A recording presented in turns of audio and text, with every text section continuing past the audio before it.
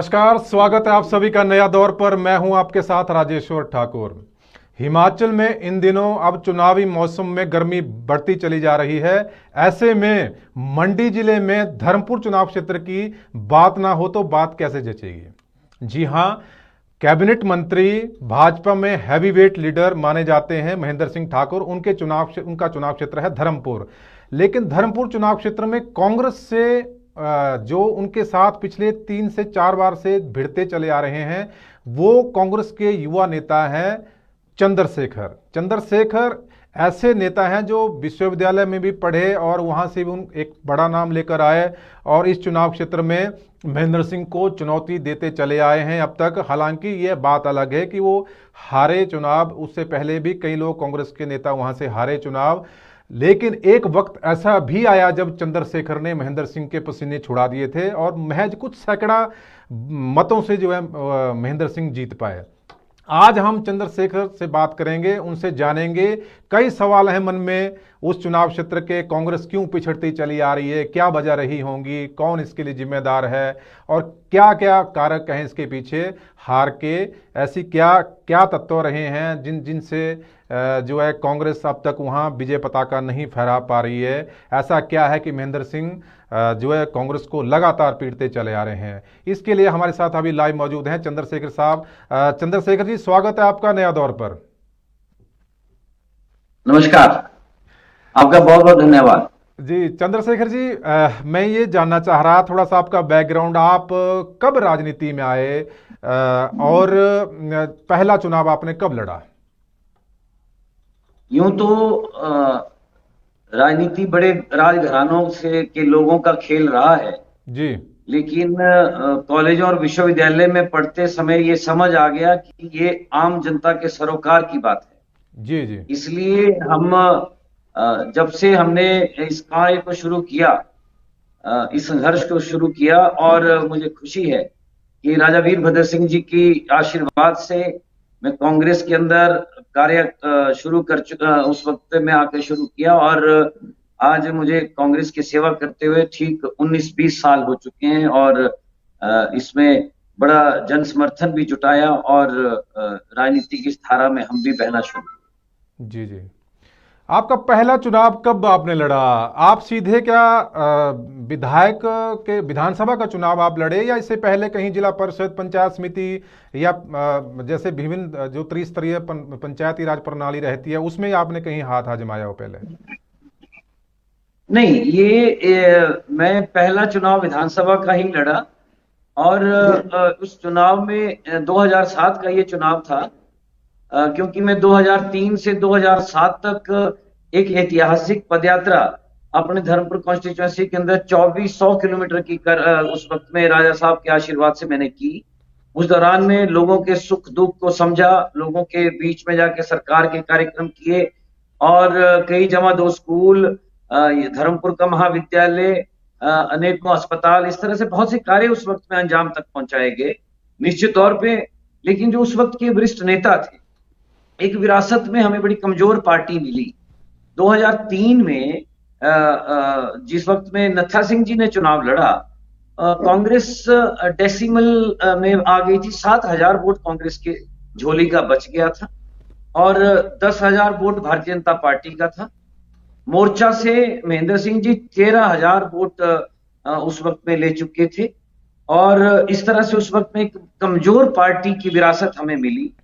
और ऊपर से 2007 में बागी उम्मीदवार के तौर पे नत्था सिंह जी ने चुनाव लड़ा और एक उस वक्त के जिला परिषद के वाइस चेयरमैन थे, वो भी कांग्रेस के उस वक्त के नेता थे, उन्होंने भी चुनाव लड़ा। तो कांग्रेस 3 हिस्सों में बटी। 14,000 के आसपास हमने वोट लिया और 52-5500 वोट नत्था सिंह जी के हिस्से में गया और 3,500 वोट नानक चंद जी ले गए। तो इस तरह से कांग्रेस डिवाइडेड हाउस के तौर पे शुरुआत में लड़खड़ाती हुई पार्टी खड़ी हुई। और उसके बाद 2012 का चुनाव तो फिर सबके सामने था, वो नेक टू नेक था और उस पे भी दाव पेच रणनीतिक चुनाव के तौर पे उसको देखें तो एक रणनीति के तहत एक बड़े सरमाएदार के तौर पे उस वक्त में महेंद्र सिंह जी स्थापित हो चुके थे और ट्रांसपोर्ट मंत्री वो रह चुके थे। दबंगई की वजह से वो प्रदेश के अंदर प्रख्यात थे। उनका मुकाबला जनबल के आधार पे हम उस वक्त में कर रहे थे और 521 यानी 10,1042 वोटों का जो फासला था उसको करने से हम उस वक्त में चूके। ये उस वक्त के दौर की बात। जी, तीसरी बार तो आपका चुनाव शायद पिछला था 2017 का।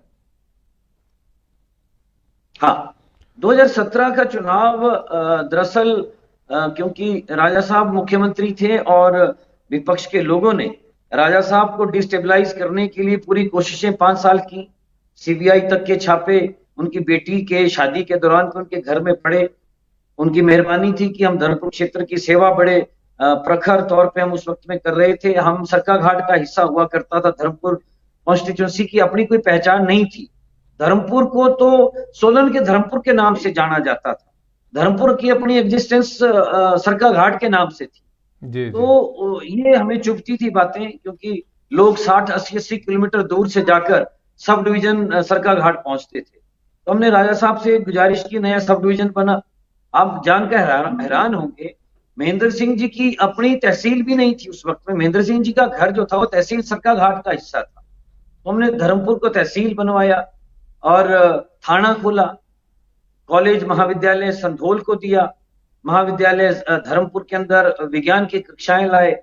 मतलब ये कांग्रेस वेलफेयर कांग्रेस का के दफ्तर कार्यकाल की लाए। बात कर रहे हैं आप ना, वीरभद्र सिंह के कार्यकाल ये मैं की। पिछले कार्यकाल की, राजा साहब के कार्यकाल, कांग्रेस कार्यकाल की बात कर रहा हूं। और ऐतिहासिक तौर पर जनता के वो कार्य करके दिए जो कि मूलभूत तौर पर एज विधायक या एज मंत्री 2 बार मंत्री रह चुके थे, जबकि महेंद्र सिंह जी। तो प्रशासनिक तौर पे उनका धर्मपुर क्षेत्र को बनाने में जो आज धर्मपुर दिखता है उसमें कोई योगदान उनका प्रत्यक्ष नहीं है। अप्रत्यक्ष तौर पे शायद वो बड़े लंबे समय से सक्रिय हैं। जी जी। आप जैसे मैं ये जानना चाह रहा था कि क्योंकि आप भी उपाध्यक्ष रहे हैंडलूम हैंडीक्राफ्ट्स कॉरपोरेशन के, आपने उस दौरान आपका क्या कंट्रीब्यूशन है, मतलब आपका एज ए लीडर वहां पर क्या कंट्रीब्यूशन रहा है धर्मपुर चुनाव क्षेत्र के लिए? देखिए, एसडीएम का दफ्तर, तहसील, थाना, महाविद्यालय धर्मपुर का और संधोल का महाविद्यालय, पुलिस चौकी टीरा की, केंद्रीय विद्यालय संधोल का। इसके अलावा एज हैंडीक्राफ्ट वाइस चेयरमैन मैं हिमाचल प्रदेश का पहला बैम्बू क्राफ्ट बांस का पहला कॉमन फैसिलिटी सेंटर सीओ में लाया। इसके अलावा 1200 महिलाओं को यहाँ पर उस उद्यम के साथ जोड़ने के लिए वेल ट्रेंड हमने उस वक्त में किया। रेशम का उत्पादन में धर्मपुर क्षेत्र जिला मंडी का नंबर 1 क्षेत्र है। इसी वजह से हमने हिमाचल प्रदेश का इस क्षेत्र को एक प्रमुख केंद्र के तौर पे विकसित करने के अलग सा फंड का यहाँ पर इंतजाम किया। इसके अलावा सिविल अस्पताल धर्मपुर, टीरा के लिए हम यहाँ के सीएससी लेके आए, टीरा के लिए पुलिस चौकी लेके आए। सरकाघाट जो हमारा बड़ा महत्वपूर्ण केंद्र है उसमें कभी भी बड़े अफसरान, बड़े डॉक्टर साहिबान ये नौकरी करना पसंद नहीं करते थे, क्योंकि यहाँ पर कोई बहुत बेहतर स्कूल कभी नहीं रहा। तो केंद्रीय विद्यालय के लिए एक प्रयास हमने शुरू किया। सरकाघाट बास्केटबॉल का बहुत बड़ा हब है पूरे हिमाचल प्रदेश में। जिस तरह से कांगड़ा है, आपका बिलासपुर है, उसी तरह से संधोल हमारा वॉलीबॉल का है, रोडू हमारा वॉलीबॉल का, लेकिन Sarkaghat is known for exclusively for basketball. हम लड़कियों का पहला गर्ल्स हॉस्टल स्थापित कर पाए सरकाघाट के क्षेत्र के अंदर। ये अनेकों कार्य जहां पर मैं आज मैं युवा संवाद की वजह से यहाँ पे बैठा था। आज यहाँ पे एक बड़ी ऐतिहासिक मीटिंग हुई है, हमारे युवा साथियों की संवाद था। तो ये संवाद केवल इसलिए था जो हमने उस वक्त में तीसरा पॉलिटेक्निक गर्ल्स कॉलेज ये हम अपने सजाव विप्लव के लिए राजा वीरभद्र सिंह जी से मंजूर करके लाए थे, लेकिन मौजूदा सरकार इसको सराज में ले गई है। मंत्री जी क्योंकि दरबारी हैं इस वक्त में जयराम जी की सरकार में, और दरबारी भी है और कारोबारी भी अपने जयराम जी के कारोबार भी वही देख रहे हैं और दरबार भी वही देख रहे हैं। भारतीय जनता पार्टी की जो बाकी शेष नेता बचते हैं प्रदेश के अंदर, वो फिलहाल उनके पास कोई बड़ा कार्य नहीं है। सारे दरबारी और कारोबारी जितने भी हैं वो महेंद्र सिंह जी अपने आप इस कार्यक्रम को देख रहे हैं। तो यहाँ का जो गर्ल्स पॉलिटेक्निक कॉलेज था, ये भी कॉलेज जो है वो दरबारी और कारोबारियों की वजह से सराज चला गया। इस क्षेत्र के अंदर कुछ भी हासिल नहीं।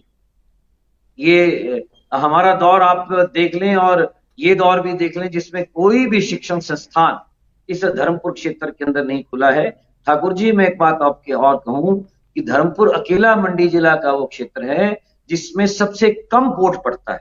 आप देखें आंकड़े, यहाँ 80,000 मतदाता है लेकिन 48,000 से ऊपर कभी भी वोट यहाँ नहीं पड़ा। 32,000 लोग हमारे सरका घाट, जोगिंदर नगर, पालमपुर, हमीरपुर, लुधियाना, जलंधर, अमृतसर, चंडीगढ़, दिल्ली, मनाली, इन सब जगहों पे फैले हुए हैं। 32,000 वोट पड़ता ही नहीं है कभी भी। तो ये कामयाबी है महेंद्र सिंह जी को, all credit goes to Mahendra Singh ji कि यहाँ का ब्रेन ड्रेन हो गया, यहाँ का मतदाता यहाँ से चला गया। तो यहाँ बचते हैं हम लोग, हम संघर्ष कर रहे हैं आपके सामने। संघर्ष बड़ा पैना भी हो जाता है और कभी एक तरफा भी हो जाता है।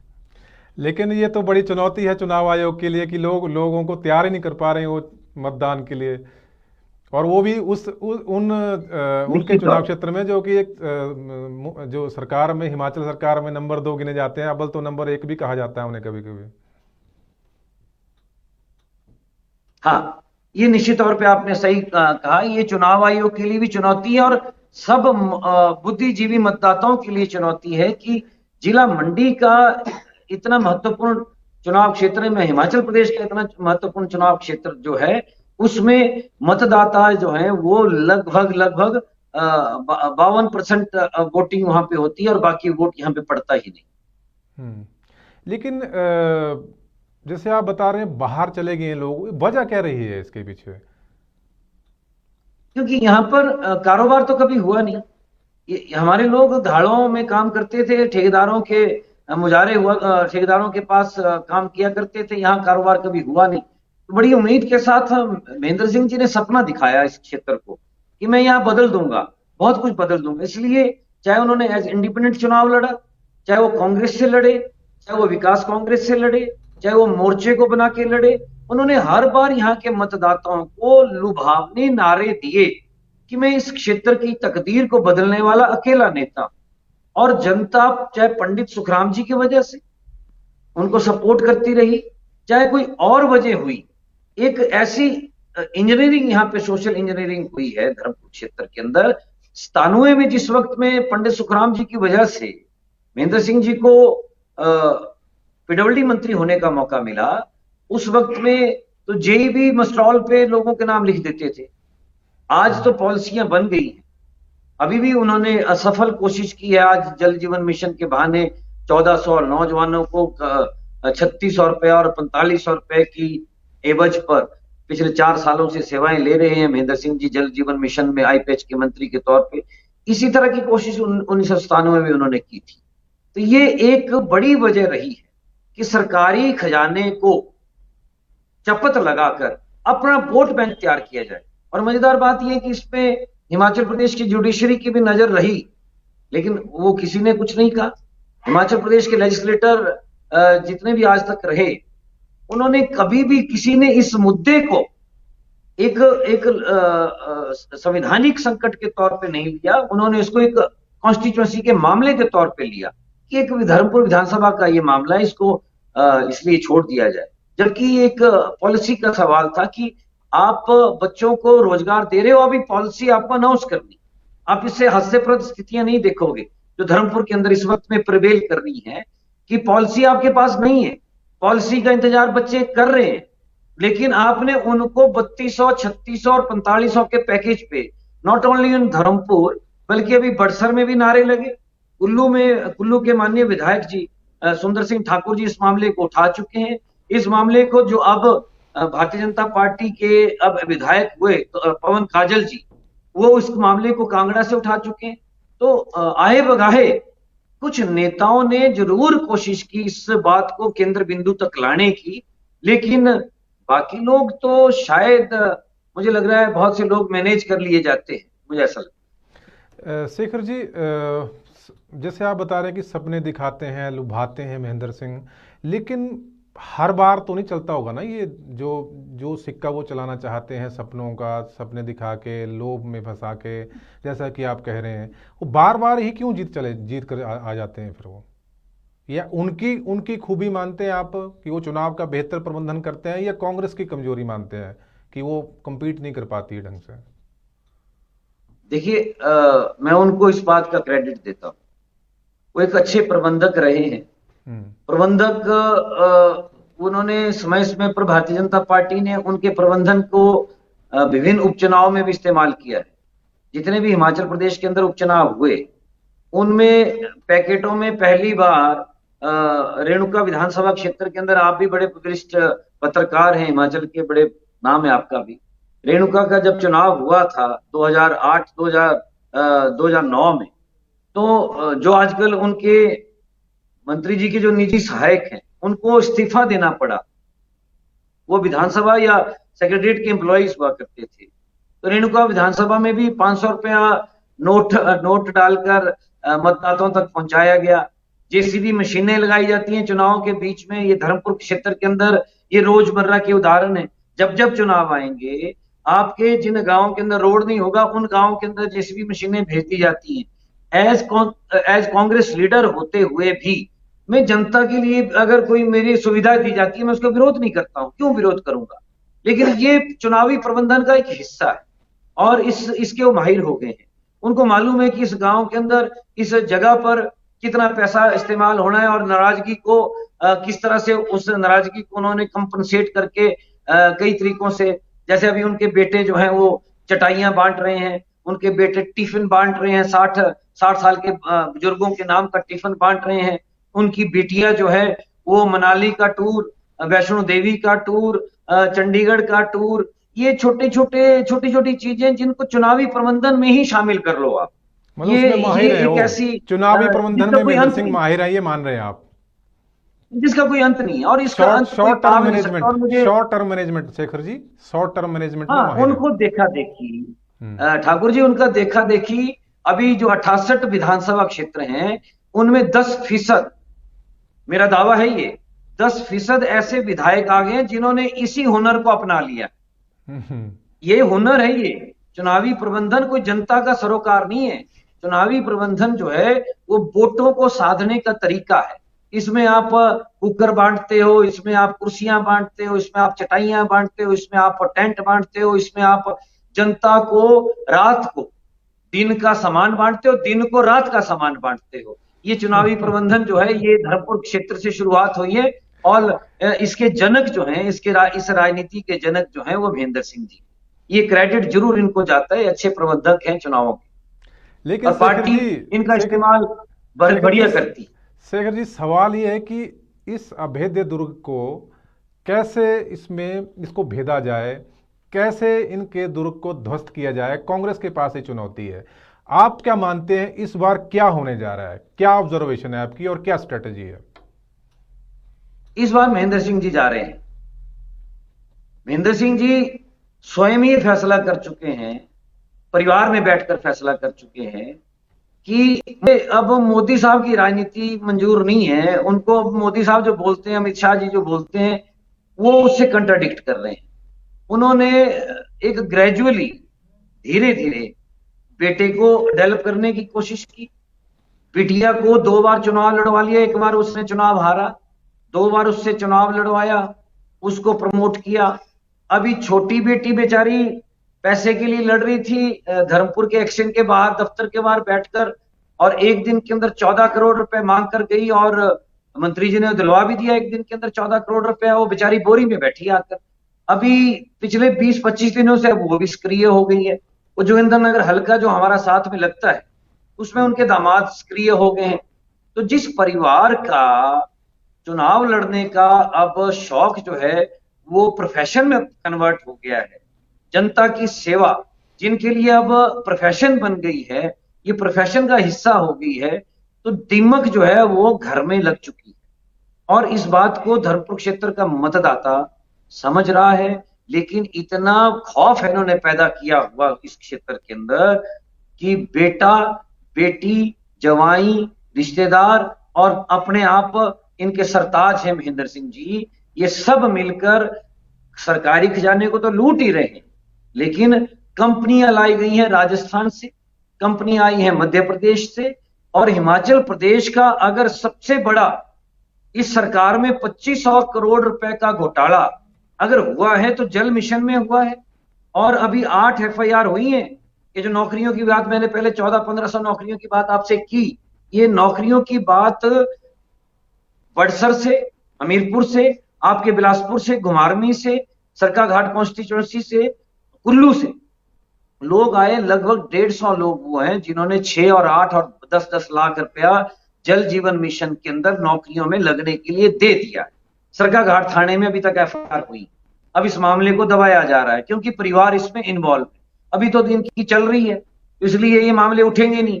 लेकिन जैसे ही सरकार बदलेगी, मेरा मेरा अपना विश्वास है, निश्चित तौर पे जो सरकार, जिस सरकार के खिलाफ इतना आक्रोश है, जो आक्रोश पिछले साल की दीपावली के वक्त में बड़े मैंडेट के तौर पे सामने आया था, उस आक्रोश में ये बह जाएगा। धर्मपुर का इस बार का ये जो छल इन्होंने किया है, ये बह जाएगा। आप ठाकुर जी देखते रहना, एक बड़ा जन सैलाब इनके खिलाफ बगावत भी करेगा, इन्हीं की पार्टी से भी करेगा। और मेरी कांग्रेस पार्टी जो है इस बात के लिए पूरी तरह से चुनौती लेकर बैठी है कि हमें हर हालत में इस बार धर्मपुर क्षेत्र की जनता के साथ मिलकर चुनाव लड़ना है। और चुनाव में महेंद्र सिंह जी बाहर होने जा रहे हैं, उनका परिवार बाहर होने जा रहा है। ये मैं आपसे कहना चाहता हूँ, आपके चैनल के माध्यम से कहना चाहता हूँ।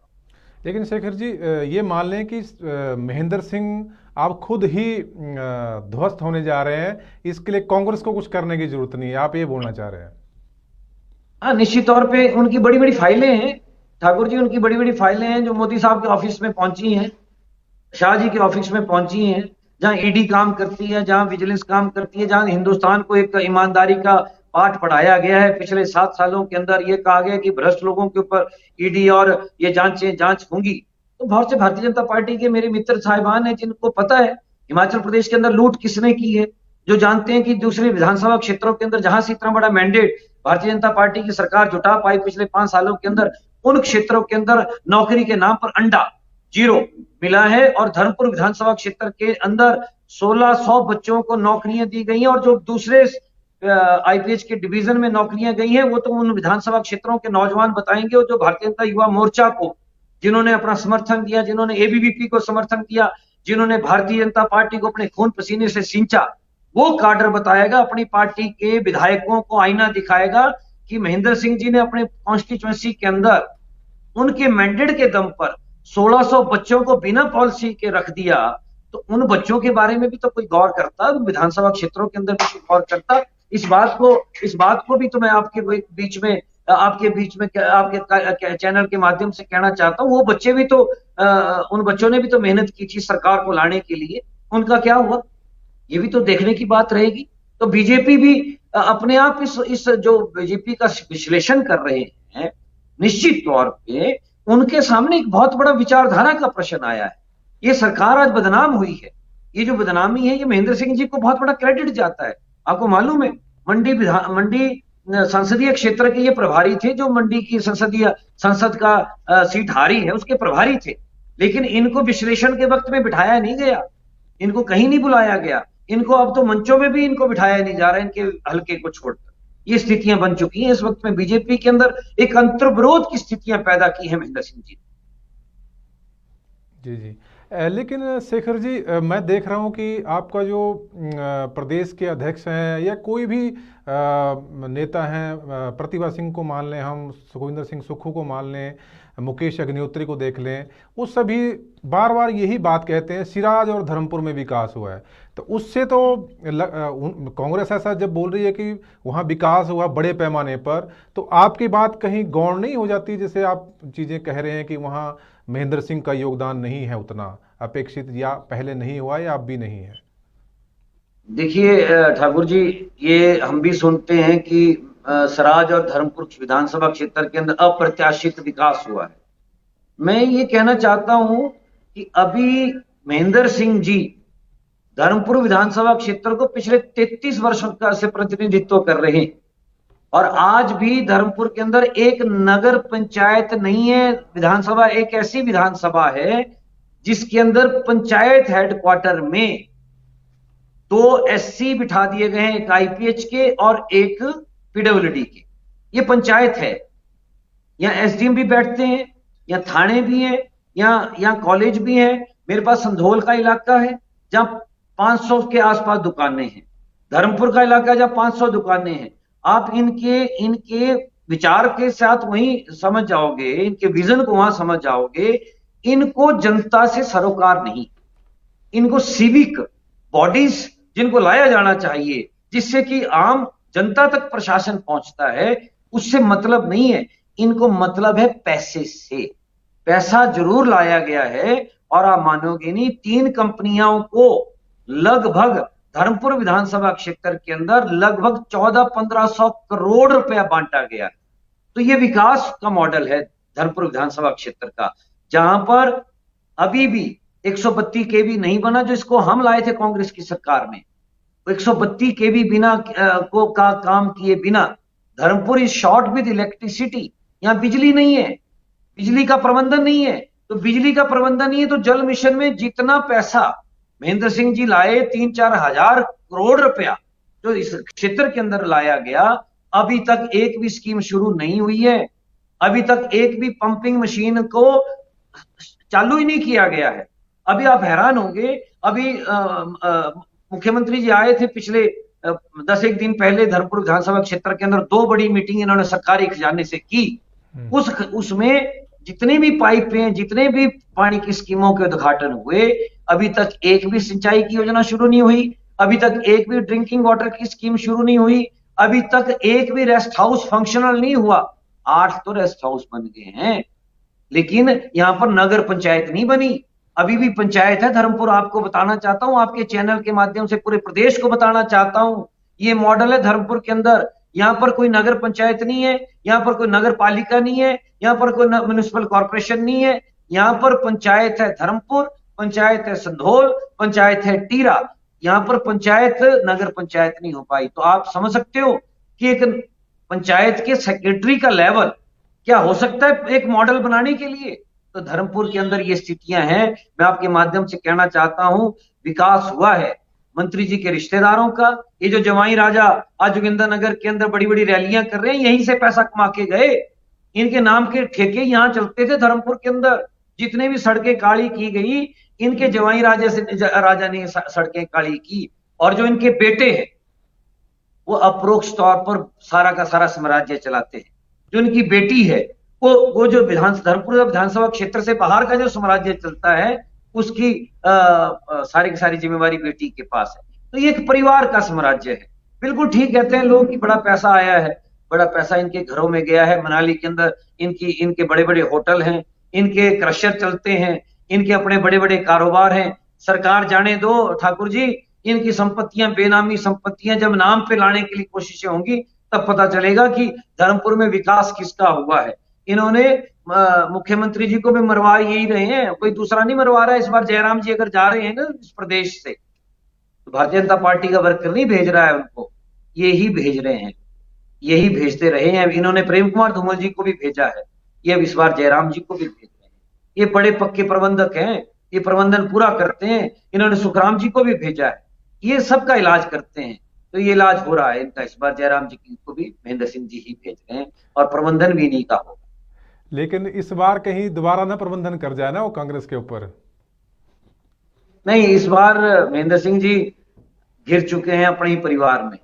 उनको उनको जवाब नहीं दिया जा रहा है। ये धर्मपुर विधानसभा क्षेत्र के घर घर के अंदर चर्चा है, जिस चर्चा को मैं अपने मुंह से कह रहा हूं। मैं तो प्रतीक हूं धर्मपुर क्षेत्र की उस आवाज का, जिस आवाज को पिछले 30 वर्षों से दबाया गया है, 35 सालों से दबाया गया है। आप भी समझे, इतना बड़ा दबंग जिनको कहा जाता है हिमाचल प्रदेश का, उनके विधानसभा क्षेत्र के अंदर बड़े बड़े सत्याग्रह हमने किए हैं, बड़े बड़े कार्यक्रम उनके खिलाफ हम करते रहे हैं। वो एफआईआर कर रहे हैं हमारे प्रधानों के ऊपर, वो हमारे प्रधानों को जेल में डाल रहे हैं, वो हमारे कांग्रेस के लोगों को डराते हैं, वो बड़ा पर्दे के पीछे से बड़ा खेल खेलते हैं। वो बड़े बड़े उन नेताओं को मैनेज करने की कोशिशें कर रहे हैं, जिन नेताओं के साथ उन्होंने पिछले 5 साल यारियां निभाई हैं। तो ये महेंद्र सिंह जी तो इन कामों के माहिर हैं, इस काम के लिए तो वो प्रख्यात है, वो उसमें कोई बड़ा बात नहीं। लेकिन जनता का प्रबंधन नहीं वो कर पाएंगे, धन का प्रबंधन करने में वो सचमुच ही बड़े पंडित हो गए। जनता का प्रबंधन नहीं कर पाएंगे। ये मान सकते हैं शेखर जी, आप ये कहना चाह रहे हैं कि इस बार महेंद्र सिंह के खिलाफ ही असंतोष की भावना है वहां पर, जो कांग्रेस को मेरिट में ला सकती है।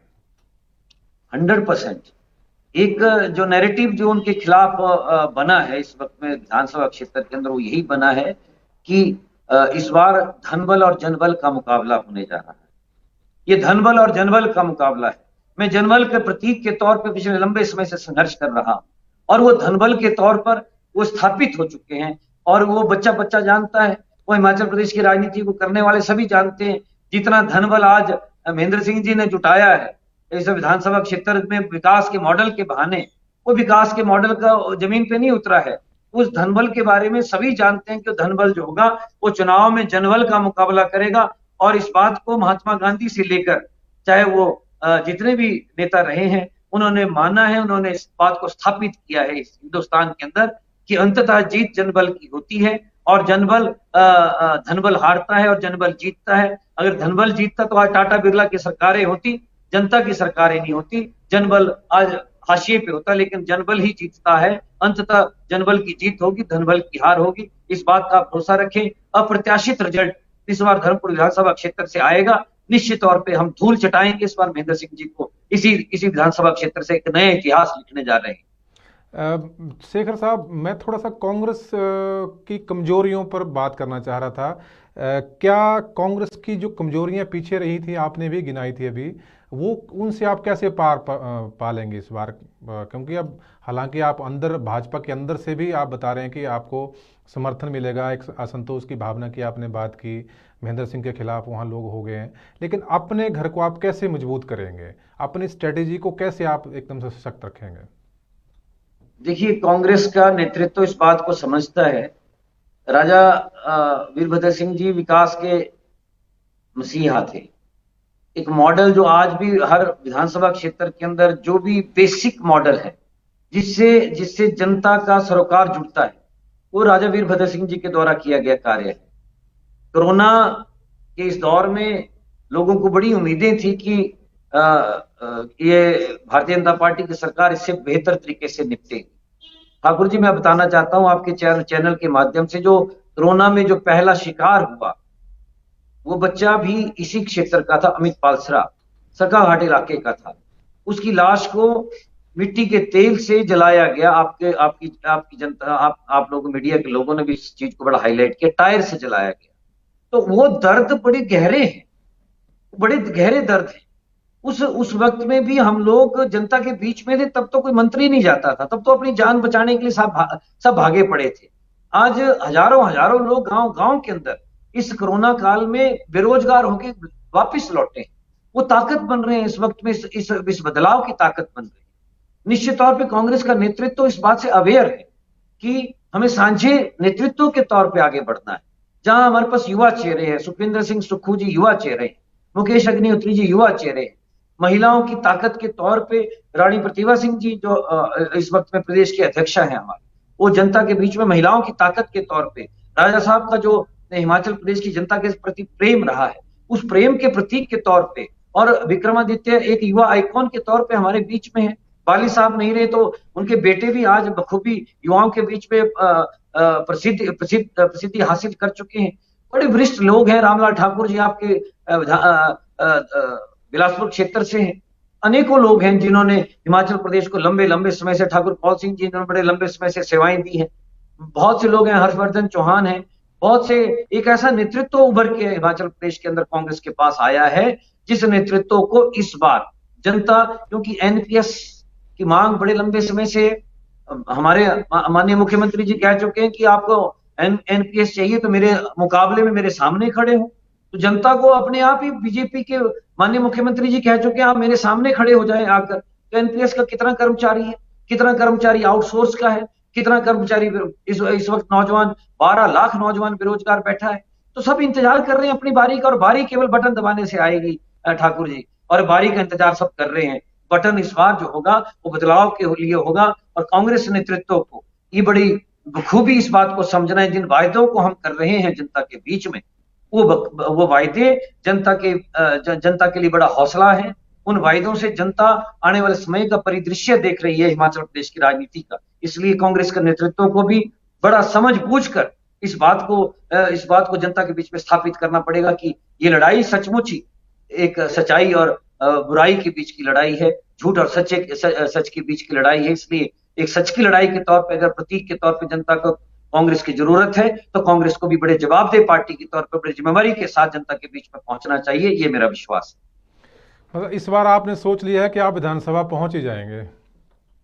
मैं ऐसा मानता हूं कि जनता की आवाज विधानसभा तक पहुंचनी चाहिए, आम जनता की आवाज विधानसभा तक पहुंचनी चाहिए। जो लंबे समय से वंचित आवाजें हैं, वो पूरे प्रदेश की हैं, वो निश्चित तौर पे विधानसभा तक पहुंचनी चाहिए। और कोरोना काल ने और इस संकट को गहराया है, इसलिए ईमानदार छवि के लोग आवाज को, इस आवाज को विधानसभा तक पहुंचाएं, इस एनपीएस की आवाज को पहुंचाएं, आम बेरोजगारों की आवाज को इस विधानसभा तक पहुंचाएं, और किसानों की आवाज को पहुंचाएं, जिनके पास आज खेती को उजड़ने, जहां पर बंदर हैं, जहां पर सुअर हैं, जहां पर नीलगाय हैं, जो खेती को उजाड़ रही हैं, उन सब की आवाज तो बनना पड़ेगा। हम युवा हैं और इस आवाज को हमने लंबे समय से महसूस किया, हमने जिया है। हिमाचल प्रदेश के अंदर जनता की आवाज को हमने जिया है। हमने कभी भी किसी पदवी की लालसा नहीं की, लेकिन इस संघर्ष को हमने, जनता के संघर्ष को आगे बढ़ाते हुए हमने हमेशा आगे बढ़े। महेंद्र सिंह जी बीच में आ जाते हैं, संघर्ष के बीच में आते हैं, इसलिए महेंद्र सिंह जी से टकराव है।